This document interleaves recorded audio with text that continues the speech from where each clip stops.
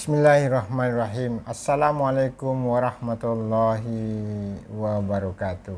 Alhamdulillah wa syukrillah wa subhanallah wa la hawla wa la quwwata illa billah. Ashhadu an la ilaha illallah wa ashhadu anna muhammadar rasulullah. Pemirsa yang budiman, yang insyaallah dicintai oleh Allah Subhanahu wa Ta'ala, sebagaimana Allah mencintai Nabi Adam alaihissalam.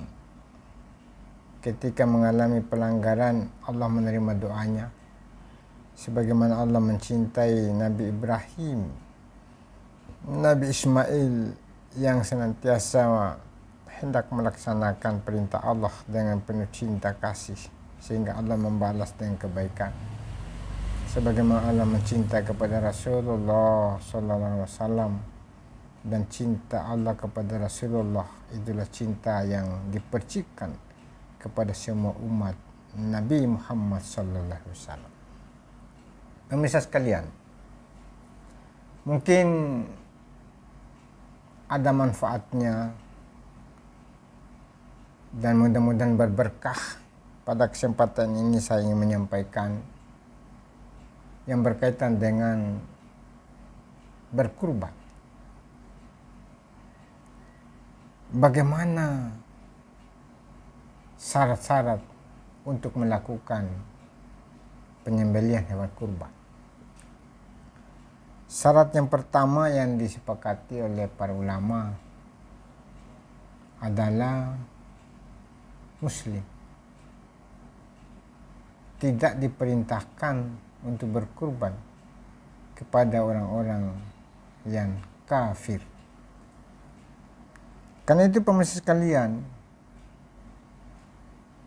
orang-orang yang diterima kurban oleh Allah Subhanahu wa Ta'ala adalah orang-orang Islam, yakni sebagaimana firman-Nya, "Kul innas salati wa nusuki wa mahyaya wa mamati lillahi rabbil alamin." Yang artinya, katakanlah, sesungguhnya salatku, dharma baktiku dalam sembelihanku, hidupku dan matiku hanyalah kepada Allah Subhanahu wa Ta'ala. Karena Muslim itu adalah memiliki sifat kepasrahan kepada Allah Subhanahu wa Ta'ala. Yang kedua, orang-orang yang berkurban adalah orang yang balik, sudah memasuki usia puberitas. Karena di situ usia sudah dihitung pahala dan dosa seorang. Tentu orang-orang yang sudah masuk pada balik itu adalah mereka yang berakal. Maksudnya di sini, kaum muslimin yang kami hormati, tidak diwajibkan berkurban orang-orang yang cacat jiwa alias gila. Yang ketiga adalah mukim. Artinya bahwa kurban itu diambil dari harta yang didapatkan secara berkelanjutan, bukan harta bawaan saat melakukan perjalanan, atau misalnya hewan yang diperoleh pada saat berburu. Bukan. Yang dikurbankan ini adalah hewan peliharaan atau harta benda yang kita miliki, dan kita ambil sebagian dari situ, kemudian diuangkan untuk dijadikan alat tukar menukar dalam pembelian hewan kurban. Kaum muslim wal muslimah rahimakumullah. Syarat selanjutnya adalah yang dikurbankan adalah hewan ternak. Hewan ternak itu sebagaimana yang disampaikan di dalam ajaran Islam, yaitu dari golongan hewan ternak yang tidak boleh dari hewan lainnya. Hewan ternak yang dimaksud adalah kambing, domba, sapi, kerbau, unta, biri-biri atau yang sejenisnya. Sebagaimana Allah Subhanahu wa taala berfirman dalam Al-Qur'an surat Al-Hajj, yakni Allah Subhanahu wa taala memberikan penegasan bahwa di dalam Al-Quran surat Al-Hajj ayat 67 itu, bagi tiap-tiap umat telah kami tetapkan syariat tertentu yang mereka lakukan, maka janganlah sekali-sekali mereka itu membantah kamu dalam urusan syariat ini, dan serulah kepada mereka Tuhanmu, sesungguhnya kamu benar-benar berada pada jalan yang lurus. Karena itu pemirsa sekalian, orang-orang yang berkurban di sini hewan ternak, kambing itu harus usianya minimal 1 tahun. Karena usia kelahiran kambing 1 kali 6 bulan. Kalau 6 bulan, kambing itu memiliki tulang belulang, masih tulang rawan. Tapi kalau 1 tahun, berarti kambing itu sudah memasuki 2 adik. Ya, 2 kali melahirkan adiknya. Ya. Induknya melahirkan 2 kali, berarti adiknya 2 di bawah. Sedangkan sapi atau kerbau atau unta harus 2 tahun minimal. Kebetulan saya ini adalah peternak kambing, peternak sapi.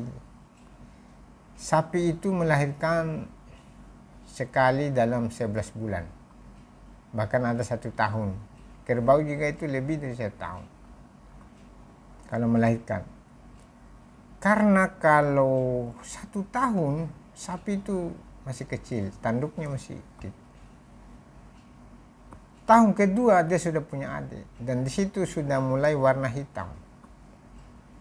Jadi kalau mau membeli sapi bisa juga dilihat dari tanduk. Tanduk yang kira-kira panjangnya 1 jengkal itu sudah 3 tahunan. Kalau ada yang panjangnya hampir 2 jengkal itu sudah 4 tahun. Tapi kecil badannya. Kenapa kecil? Karena sapi peliharaan, ya, yang jarang dilepas liar begitu. Kenapa sapi-sapi dari kampung itu besar, tinggi, dan panjang? Karena mereka selalu berolahraga, selalu lari di lahan-lahan yang luas, ya, di hamparan padang rumput yang luas.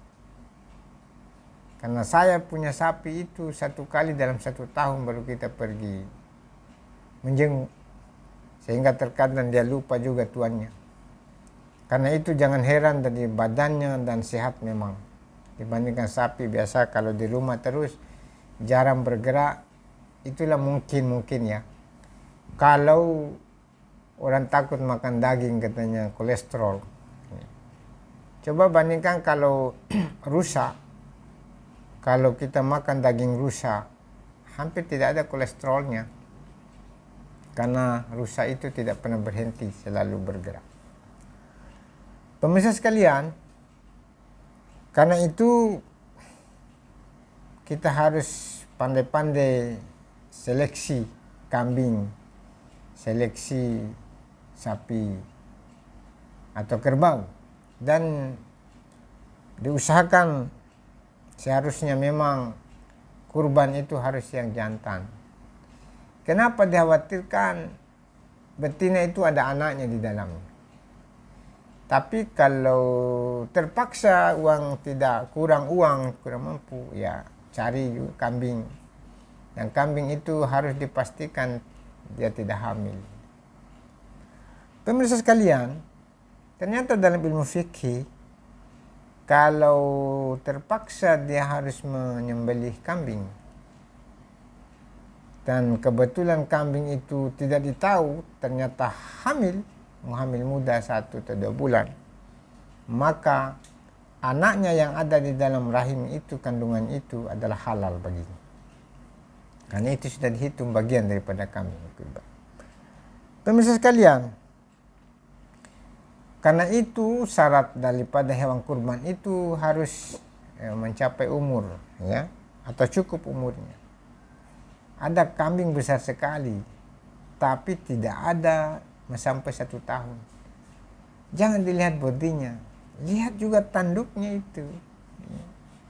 Tapi kalau bisa tanduknya jangan tanduk yang cacat. Makanya sapi-sapi di kampung itu tidak ditusuk hidungnya karena dianggap cacat. Dan tidak ditempel juga dengan besi panas itu. Karena itu pemirsa sekalian, memang kenapa harus mencari hewan kurban yang cukup umur? Ya kita mengikuti ajaran Rasulullah SAW. Man ragiba an sunnati falaysa minni. Barang siapa yang ragu terhadap sunnah Rasulullah SAW, maka bukan umat Rasulullah SAW. Karena itu di dalam sebuah hadis yang diriwayatkan oleh Muslim bahwa Rasulullah SAW bersabda bahwa janganlah kalian menyembelih kecuali musinnah. Namun jika kalian sulit mendapatkan dari kambing. Maksudnya musinnah, pemirsa sekalian, adalah yang sudah tumbuh gigi serinya, adalah 2 dari segala sesuatu berupa unta, sapi, dan kambing atau lebih. Musinnah pada sapi adalah yang telah berumur 2 tahun dan memasuki tahun ketiga. Ya. Yang intinya begini, kalau beli sapi, cari sapi yang sudah 3 tahun. Dan ingat, penjual harus jujur, tidak boleh dia membohongi pembeli. Dan tentu memang syarat selanjutnya bahwa berkurban terbebas dari yang cacat. Kalau kita berkurban pada kurban hewan yang cacat, apa bedanya kita dengan Qabil? Qabil itu kalau berkurban adalah kurban yang tidak berkualitas. Makanya dia harus dinikahkan dengan labuza. Dia mau menikah sama ikliman, kembarannya tidak bisa. Perintah agama harus berkurban. Ternyata kurbannya Qabil adalah kurban yang cacat, sehingga dia putus dari rahmat Allah Subhanahu wa taala. Pemirsa sekalian, karena itu yang cacat yang dimaksud di sini dijelaskan dalam riwayat hadis Al-Barra bin Azib. Beliau berkata bahwa Rasulullah SAW menyampaikan bahwa hewan yang cacat itu ada 4 hal. 1, pincang yang jelas, ya, yang lahirnya itu ya mungkin kakinya kecil 1. Yang kedua adalah buta sebelah. Nah, jangan. Meskipun sapi itu bagus, gagah, tetapi kalau buta, ya, tidak boleh. Dan yang sakit tidak boleh. Makanya harus ada dari dokter hewan. Ya. Harus melakukan pemeriksaan terhadap kesehatan sapi itu sendiri. Dan tidak boleh juga yang kurus. Nah, ini persoalannya.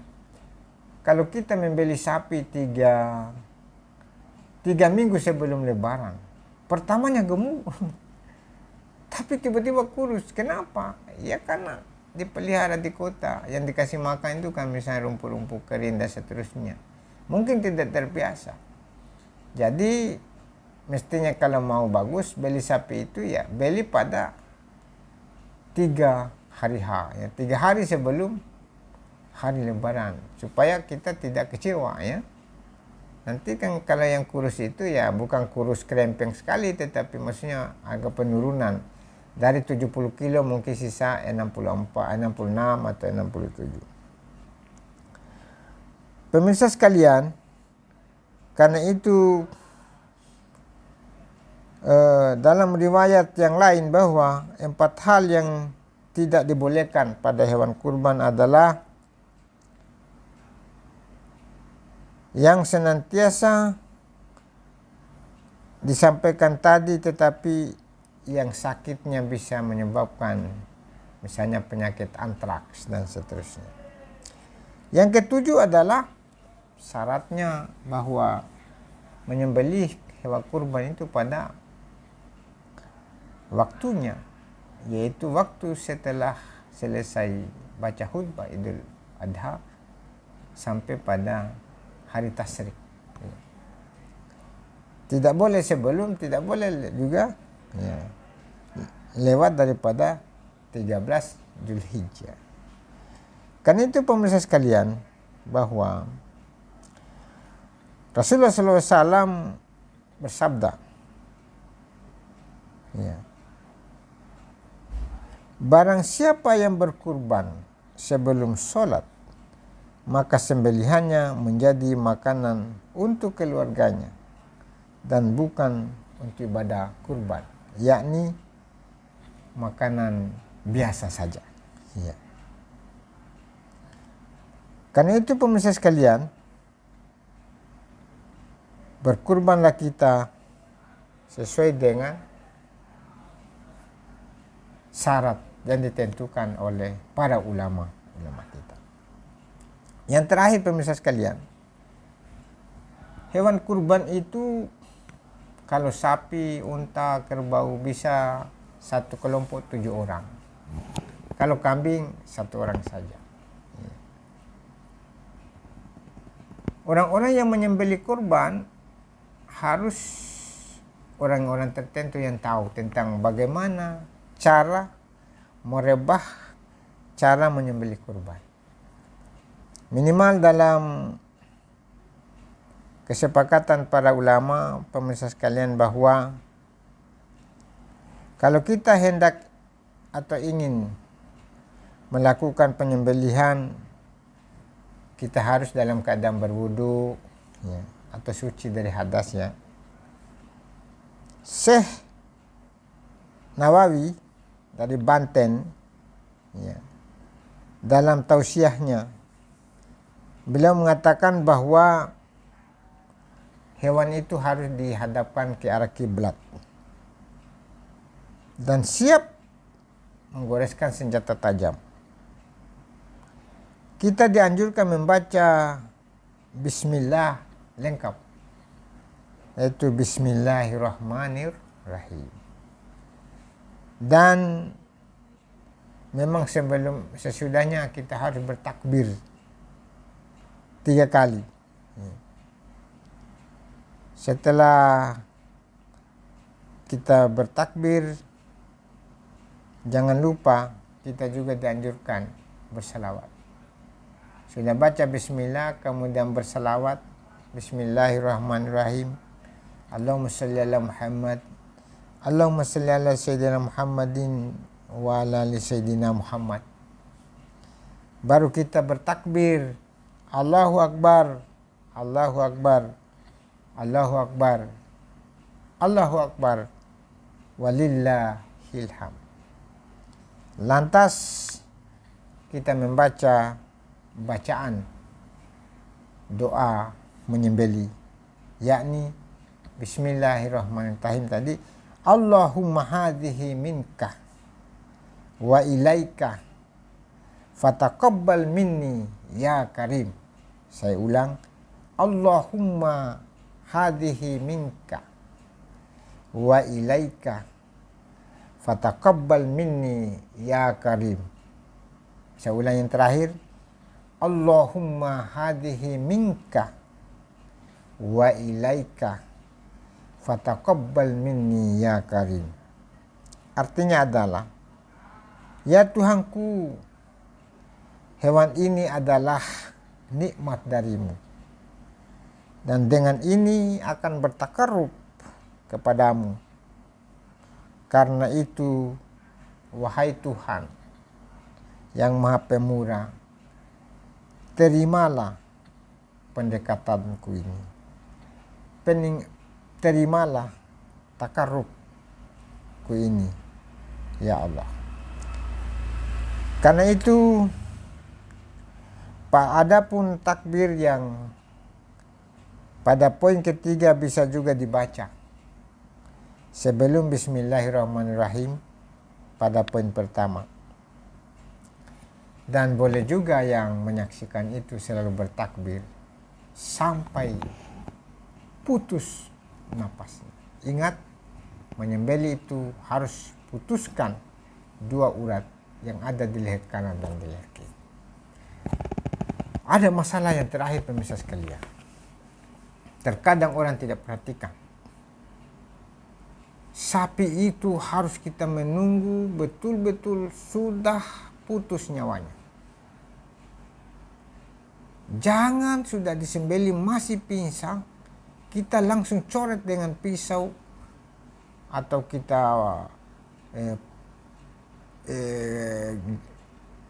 dipakai iris dengan pisau di telinganya atau di hidungnya. Tidak boleh. Harus sudah betul-betul mati.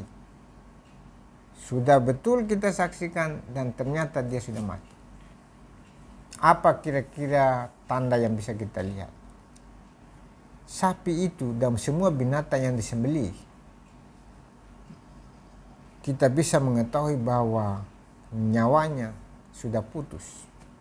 Apabila pertama, dia membuka duburnya, dia angkat ekornya, dia buka duburnya. Itu tanda pertama. Tanda kedua adalah,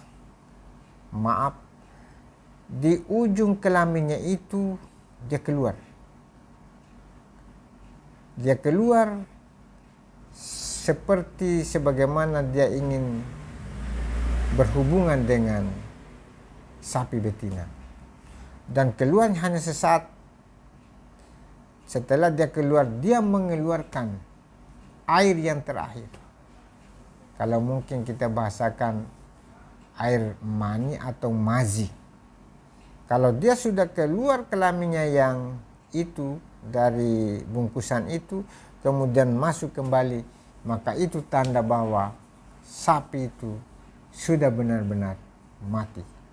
Beberapa hal yang saya temukan bahwa pengulit sapi sepertinya dia belum tahu tidak boleh dikuliti sapi masih dalam keadaan gerak meskipun sedikit atau dalam keadaan pisang. Karena itu namanya menyiksa binatang. Dan apabila dagingnya sudah dikuliti, sudah dibagi-bagi, sudah dipotong dan seterusnya, yang pekurban ini hanya bisa mengambil sepertiga. Ya, kalau sapi itu 70 kilo, dibagi 7, 10 kilo. Dia hanya bisa ambil 3 kilo saja.